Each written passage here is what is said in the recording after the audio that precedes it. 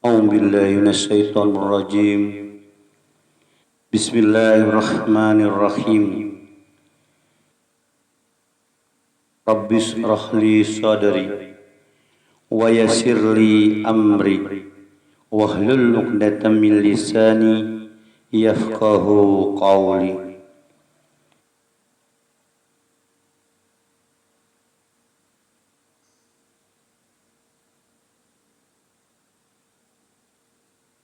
Assalamualaikum warahmatullahi wabarakatuh. Melanjutkan video yang tempo hari, yaitu tentang sholat hanya untuk menyegarkan ingatan semata tujuan kami. Jangan sampai kita lupa dan lalai tentang sholat. Sungguh sangat penting dalam kehidupan kita sehari-hari. Dalam hal ini, kami hanya menyegarkan ingatan yang ingin benar melaksanakan sholat di hadapan Allah Subhanahu wa Ta'ala. Yaitu yang akan kami bahas dan kami kutip hal-hal yang membatalkan sholat. Mungkin semua sudah tahu, alhamdulillah.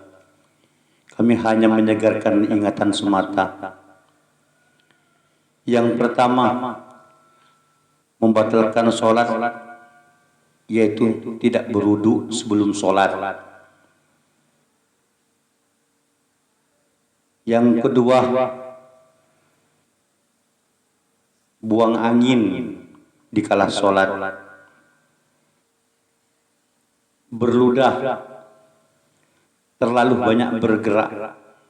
Bukan tidak boleh bergerak, terlalu banyak bergerak.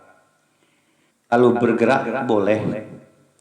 Bahkan Rasulullah Sallallahu Alaihi Wasallam pernah menggendong anaknya di kala sholat. Sesudah itu, di dalam hadis yang sahih yang kami ketahui, mungkin belum seutuhnya atau semuanya, ada sisa makanan yang masih tersangkut di gigi, mungkin itu disengaja tertelan, juga membatalkan sholat. Nah, yang sering terlupa oleh kita, mungkin maaf dianggap enteng, padahal inilah penentuan titik beratnya sholat diterima atau tidak diterima oleh Allah. Karena sholat kita, kami yakin semua sama. Baik kami maupun saudara di seluruh dunia, dimanapun berada. Tujuan sholat kita minta diterima oleh Allah dan mohon pengakuan dari Rasulullah Sallallahu Alaihi Wasallam bahwa itu benar, bukan main-main. Yang sering terlupakan dan dianggap enteng, yaitu waktu mengucapkan kalimat takbir. Misalnya contoh, Allahu Akbar. Nah, itu batal sholatnya, saudara. Asli batal. Loh, kok kenapa batal? Kepanjangan kalimat takbir itu. Karena hukum membaca Al-Quran, hukum mat badal kalau tidak salah, di atas lafaz Allah itu hanya boleh dibaca 2 harokat atau 2 ketukan. Itu yang benar, kalau pengen benar. Bagaimana prakteknya? Ya 2 ketukan. Allahu Akbar. Insya Allah benar. Oleh dikarenakan lidah kita, lidah Nusantara, lidah Melayu, mungkin Arab maklum Allah dan Rasulnya dibuat 4 harokat. Misal, Allahu Akbar, insya Allah diterima oleh Allah. Ditambah lagi misalnya, orang itu imam, sholat di masjid, berjemaah. Batalah hukum berjemaah tersebut. Dan dikhawatirkan jangan-jangan tidak diterima sholat tersebut. Kenapa demikian? Karena main-main. Kita menyembah Allah, Zat yang Maha Benar.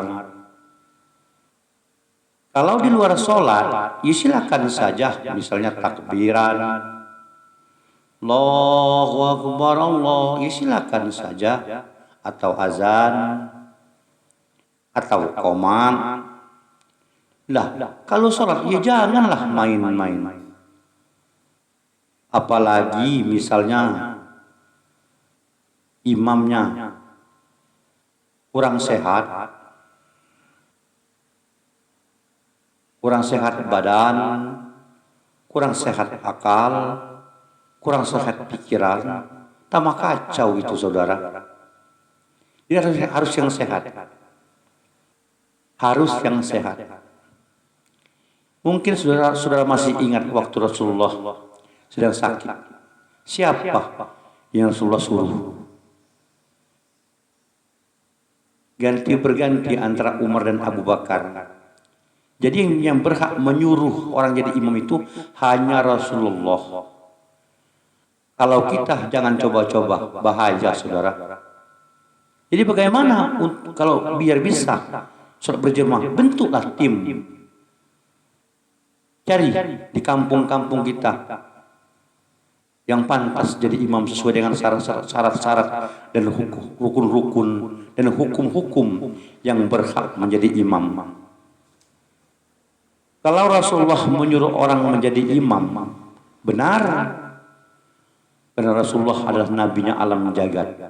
Lah kalau kita menyuruh orang lain jadi imam sholat, siapa kita?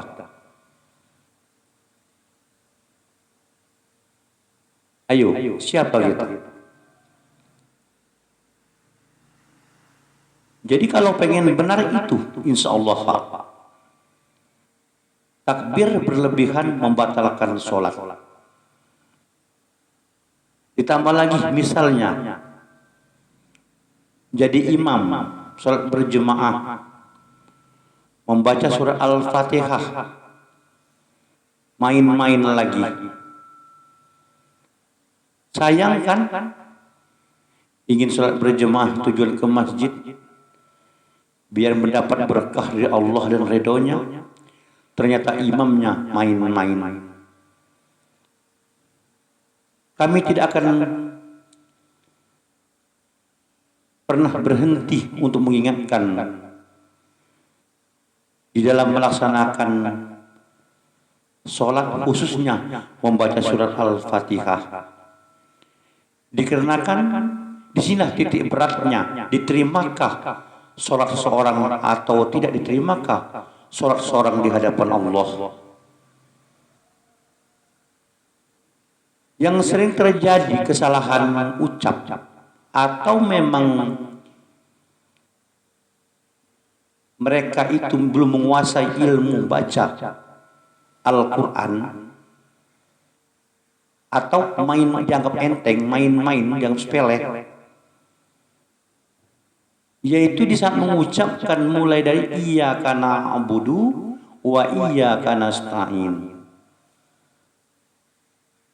Lanjut yang selanjutnya, ihdinas siratal mustaqim.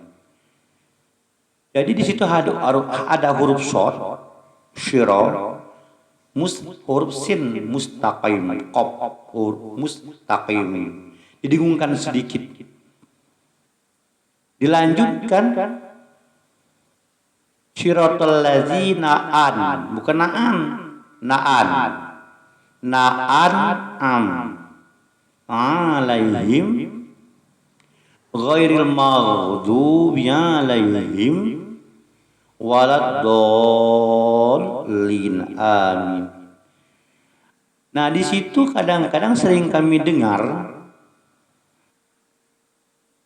mereka mengucapkan syiratal ladzina ya salah kalau na'an. Alif itu dibaca ain dibaca Makanya kalau mau ada imam yang bindeng, maaflah yang sombing, tidak boleh. Batal surat tersebut. Jadi na'an alaihim, bukan ta'alaihim, salah. Seakan-akan ada hamzah sukun, tidak ada di situ. Alaihim ghairil maghdubi alaihim, jangan bi alaihim juga salah. Tidak ada hamzah sukun di situ. Bi alaihim habsar, him waladallin, agak ditahan napasnya biar bulat. Itu kalau kita pengen benar. Apa saudara mau diimami oleh orang-orang yang salah membaca surah Al-Fatihah, yang main-main mengucapkan takbir?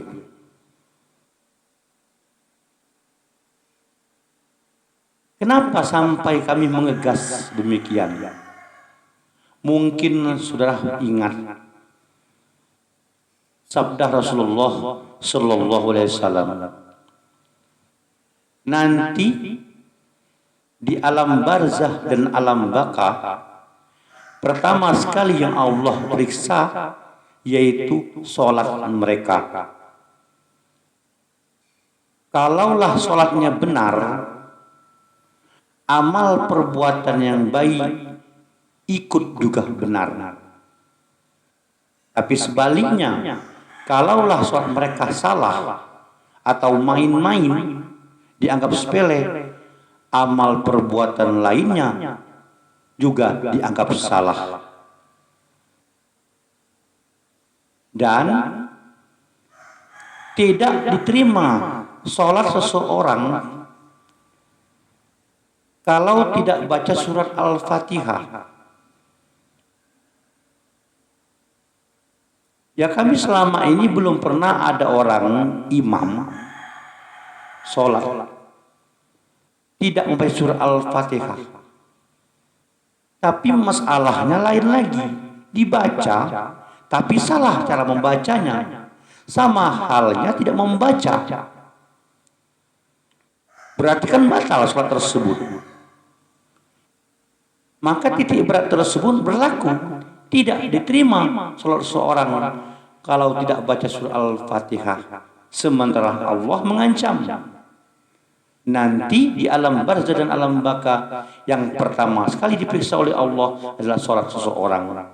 Kalau sholatnya benar, yang lain ikut benar. Kalau sholatnya salah, yang lain juga ikut salah. Jadi kalau saudara pengen benar sholatnya, insya Allah kami juga sama. Ya carilah, kalau pengen berjamaah di masjid, di musola, bentuklah imam. Mohon kepada Allah, minta ditemukan kepada orang-orang yang memang benar-benar lidahnya sudah Allah kasih SK.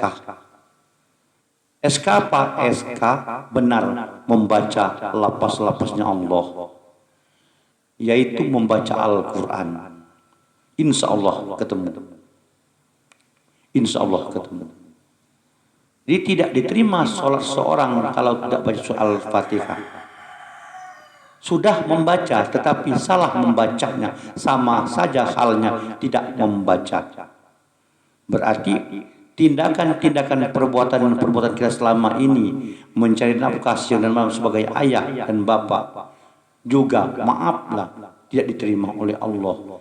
Dikarenakan gara-gara sholatnya main-main atau diimami oleh orang manusia yang juga main-main. Maka di sini ancaman Allah, perintah Allah dalam surah Yasin, mungkin surah ingat kalimatnya, wama alaina ilal balaul mubin. Sampaikanlah olehmu risalah agama Islam dengan jelas, dengan terang, seterang-terangnya, dengan jelas sejelas-jelasnya. Jangan sampai ngambang. Kalau kau belum bisa, belum ada SK dari Allah untuk menjelaskan kalimat-kalimat risalah tersebut sampai ke akar-akarnya. Kalau kau belum ada SK dari Allah, belum bisa menerangkan apa yang ingin kau sampaikan, berarti kamu jangan jadi penyampai. Cukup jadi pendengar, sami'na wa ata'na. Dan juga maaf, kami hanya menjaga keingatan semata saudara. Tidak ada niat untuk menggurui atau untuk menakut-nakuti agar kita bersama selalu benar di hadapan Allah. Dan izinkan kami untuk mewakili semua ayah di bumi ini. Pesan buat anak-anakku di luar sana. Kami orang tua mengizinkan engkau jauh daripada kami. Bukan berarti kami benci, wahai anak-anakku.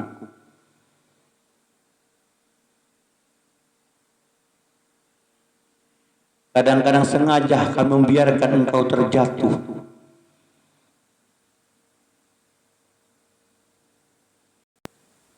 Agar engkau bisa merasa betapa sakitnya jatuh. Dan rasa sakit tersebut kau rubah menjadi kekuatan biar engkau bisa bangkit kembali.